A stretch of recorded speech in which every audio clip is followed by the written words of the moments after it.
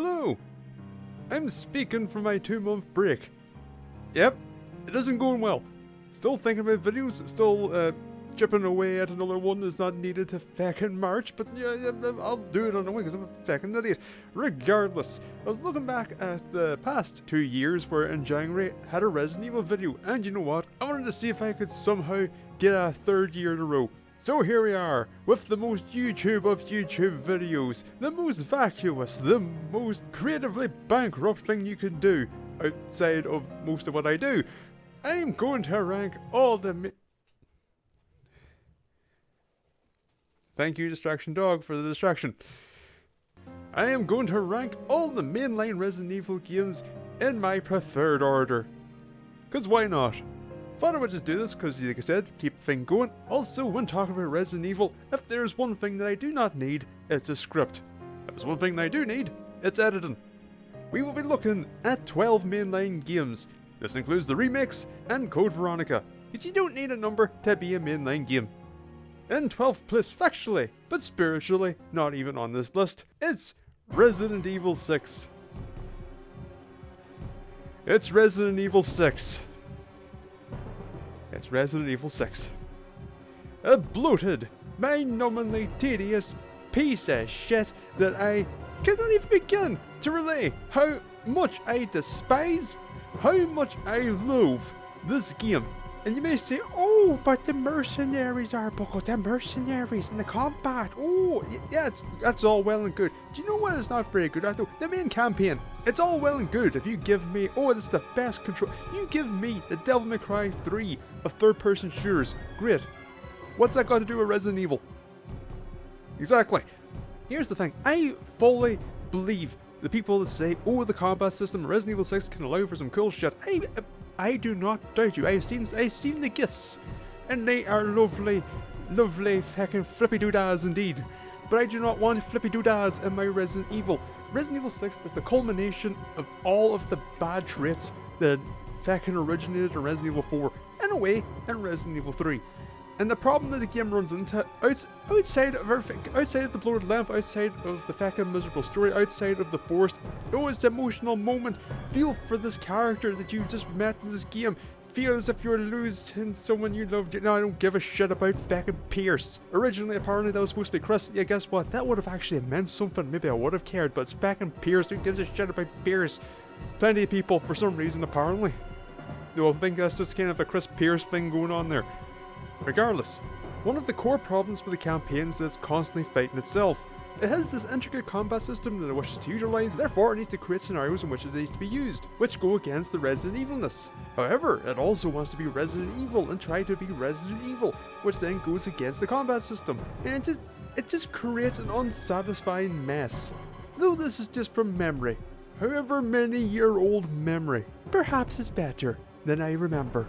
For some reason, I highly doubt that. However, part of me is morbidly curious to check out the combat system in Mercenaries. Just so maybe I too can share at least one positive feeling on Resident Evil 6. Whilst the next number is 11, the gap between 12 and 11 is not simply, oh, it's a bit better. It's the extent that the distance between the Earth and the Sun is a bit far. And in 11th place, it's Resident Evil 5.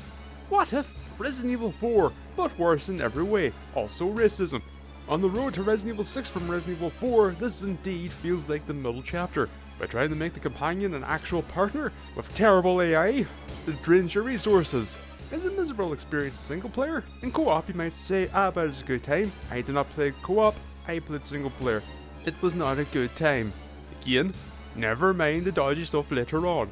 At the time, there's controversy is, oh, Chris is in Africa, and he's, unfortunately, like it's not a good look, but, you know, it's one white person against a pile of, oh boy. Narratively, it makes sense for Umbrella or something, like, if you think, oh, what's a big evil organization?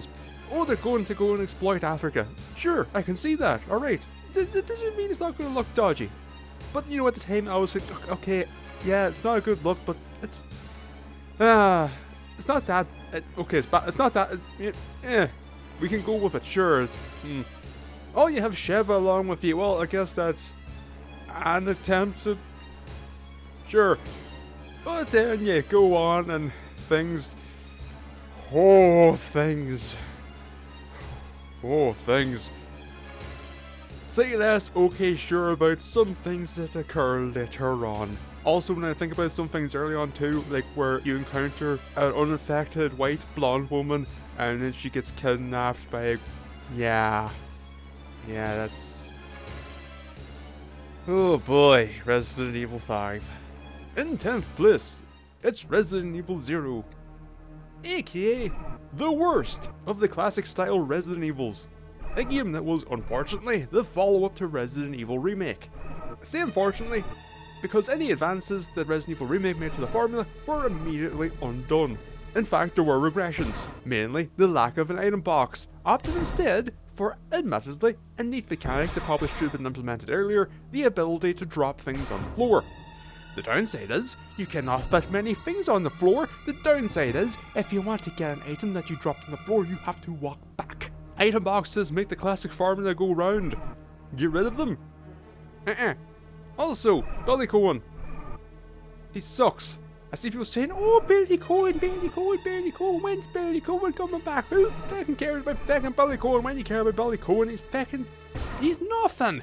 He's nothing with a lame ass fucking tribal tattoo. He sucks. Not much more to say about it because there's not much to say. It's kind of The opening on the train's good though. Actually, the train's good. Yeah, the train's good. Moving on. In 9th place, it's the Resident Evil 3 remake. A game that had the world in its hand and immediately fucking fumbled it. Gameplay wise, it was all there. To me, personally, this is the best that action Resident Evil has been.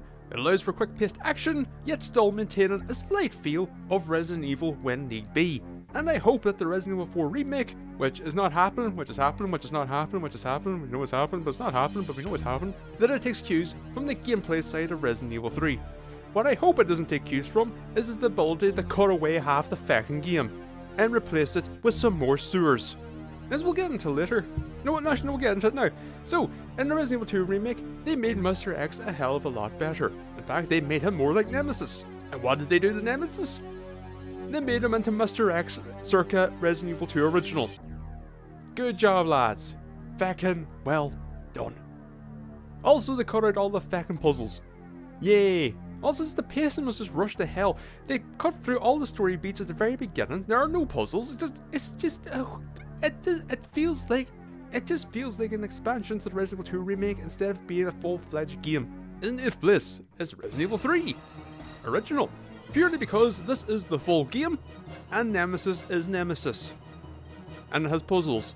Generally speaking, I don't find Resident Evil 3 to be the most interesting of Resident Evils. It just never clicked with me. However, the choice system, even if it is very limited in what it would result in, was still a neat idea. And weirdly, Raccoon City actually felt like a city on the PlayStation 1, as opposed to Resident Evil 3 Remake, where it did not. In fact, it just felt even more fucking confined. It's just, oh my god, Resident Evil 3 Remake, what did you do, lads? What did you do?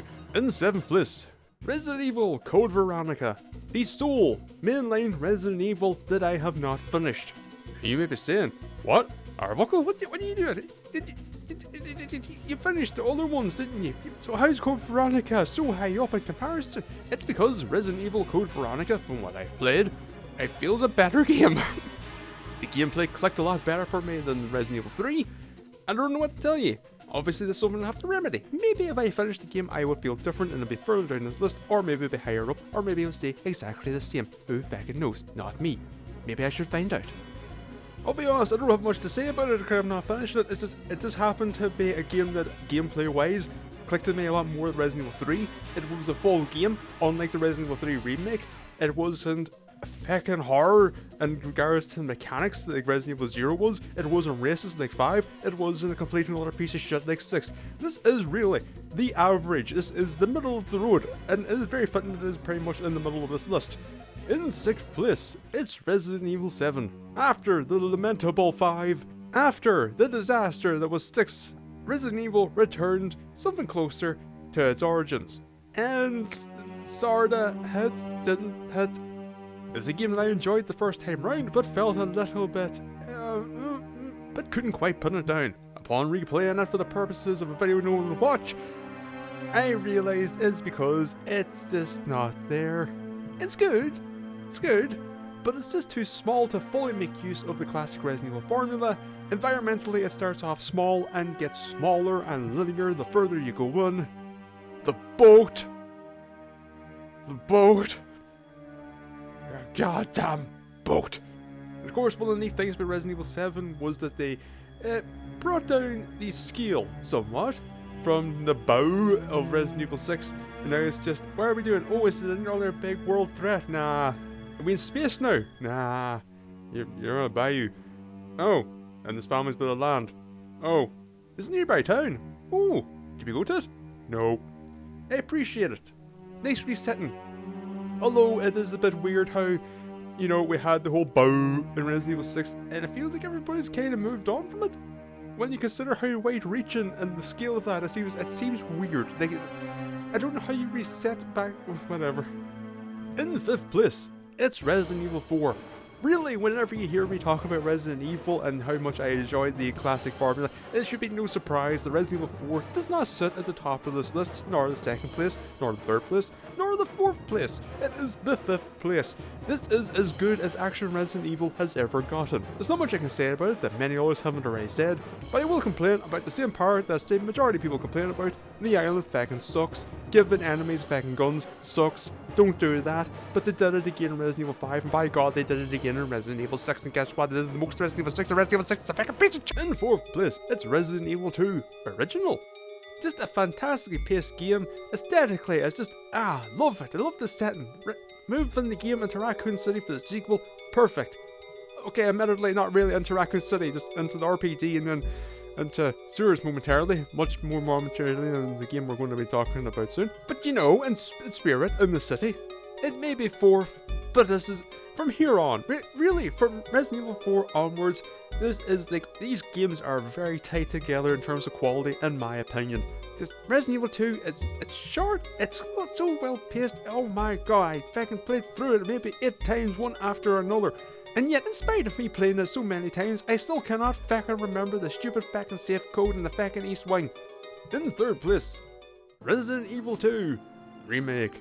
It has some shortcomings, but when it comes to doing a remake of Resident Evil 2, this is pretty much as good as it could get outside of Root B stuff. They found a way to make third person behind the back Resident Evil work in horror, and have ended up making Resident Evil 2 a hell of a lot more horror than it actually originally was.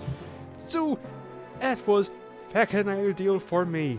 It's a great game. Shame about the Root B stuff. Can't get over the Root B stuff. It's really, really unfortunate. And also again, this Resident Evil 2 also had some cut stuff, and also said, "Now don't spend all the time in the sewer. Would you like to spend all the time in the sewer? Do you like sewers? I fucking don't, but the fucking people at Capcom seem to."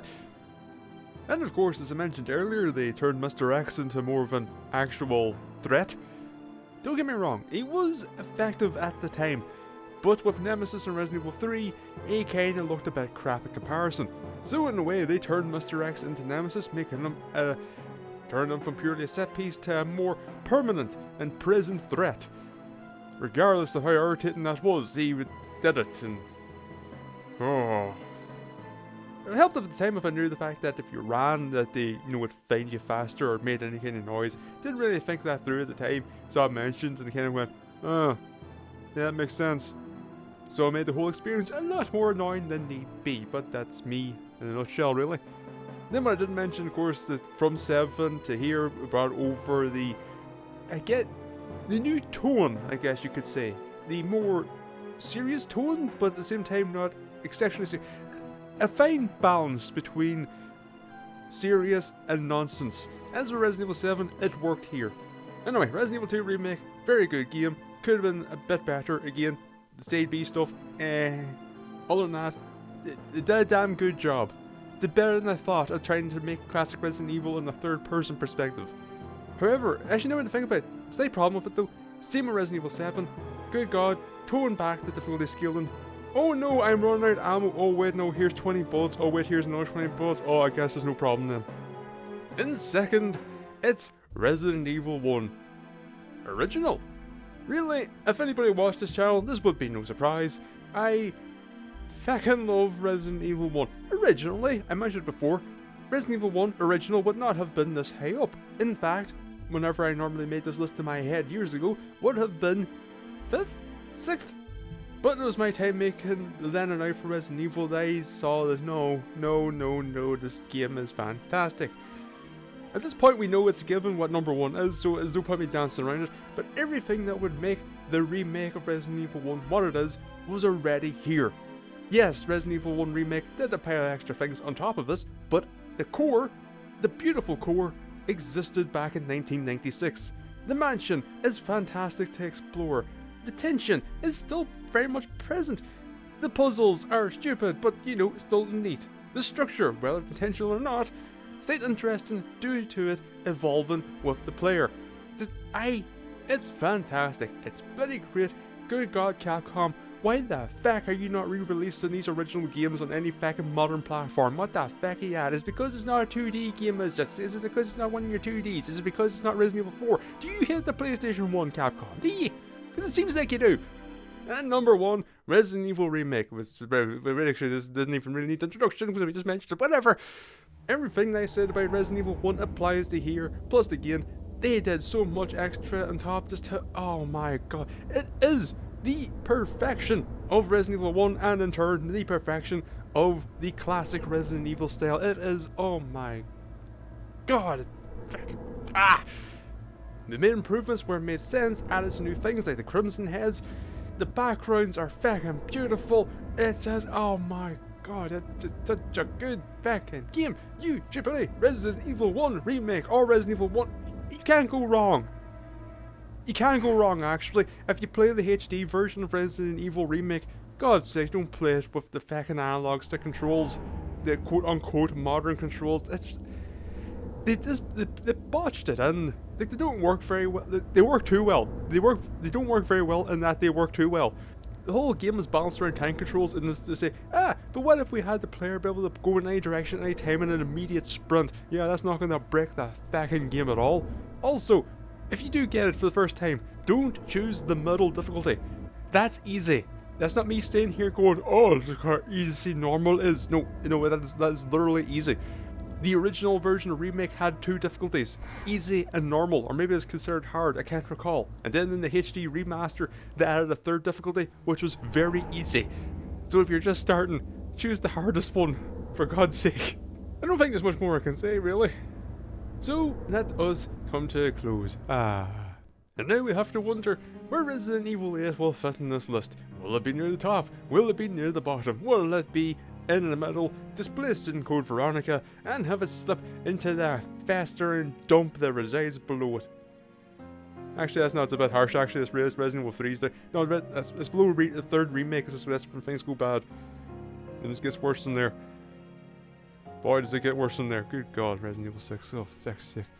So we'll see what happens with RE8. And of course, we'll see what happens with the remake of 4. I hope they learned the lessons from Resident Evil 3 Remake. However, if you wish to cut or severely reduce the island of Resident Evil 4, you know what? You can do that. It's bad. Do people defend the island of Resident Evil 4? It sucks. It's that weird thing where I keep thinking it says, oh, Resident Evil 4 ends about near. No, wait, no, that's right. There's still the islands. This game's weirdly long. It's just, you know what? Yeah, Resident Evil 4, weirdly long. You can maybe cut a wee bit out there. Just cut the island. Cut the island. Cut the island. You should cut the fucking boat from 7. And like you should cut the entirety of Resident Evil 6. Dog, what the hell are you doing? Look, I know I intended this to be a more fucking casual thing, just with me just talking and, not having much of a script or anything, but for fuck's sake, sir, you're not helping. Don't look at me like that.